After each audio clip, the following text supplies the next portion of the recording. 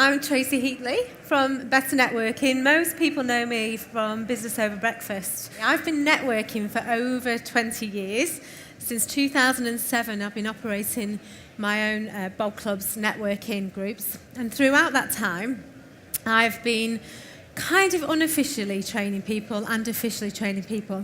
There's a lady in this audience today I've not seen for ages, Angela, who has been telling me for years and years and years to just do something where you're training people in networking and communication. So I'm just going to tell you a snippet of my background. So I've done networking. I'm also a fellow of the Chartered Institute of Marketing. And for over 10 years, I've been an NLP master practitioner.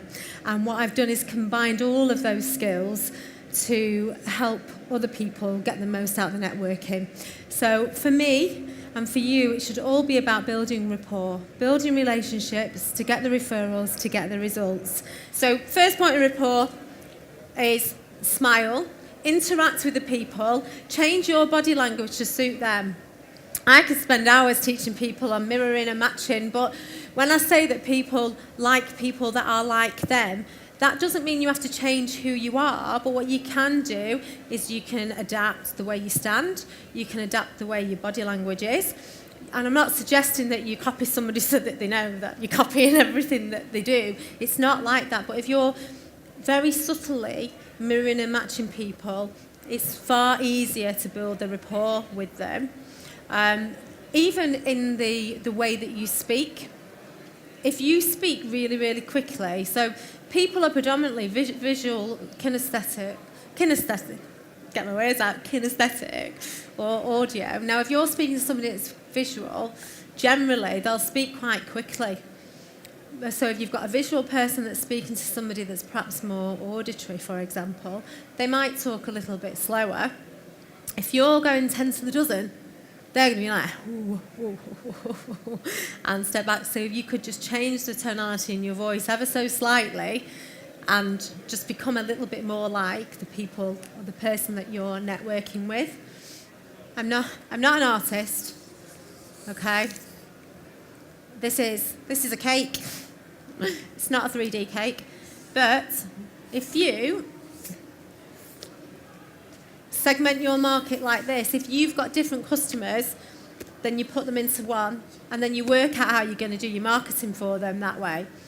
This is very small scale and in very brief detail, but when we're looking at marketing segmentation, that's what we're looking at. What I want you to look at is networking segmentation.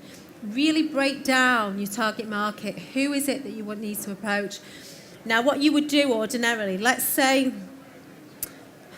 you were targeting IT companies for one, then break it down even further. Which IT companies? What stage are they at? How many employees have they got? What's their turnover? And take from there. And when you're networking with people, come back to this. Now, you might be speaking to a florist that's got nothing to do with your target market, but you don't know who that florist knows.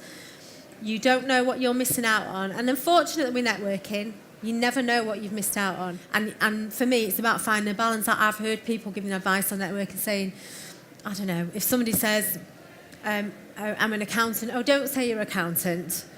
Tell people that you work this out and you give advice to the business that. I don't agree with that. I think if you're, whatever your business is, you should say, this is what I am. I am an accountant. I am a solicitor. But then go on to offer the benefits of what you do in everything that you communicate. Networking, I often hear people saying, I'm doing my marketing and I'm doing my networking. Your networking is a part of your marketing mix. So what you should have already done is the best thing to do is set objectives like you would with any other part of your business. What do you want to get out of your networking? What are the key objectives that you want to get? When do you want to have met those by? Networking is great for getting introductions to people to get customers, but you could have one introduction to a person who you've got synergy with that can refer business to you for the rest of your business life. That one contact can be worth so much more than just an introduction to a customer, which is why, going back to what we were saying before, it's important that you make sure you build those relationships. Thank you.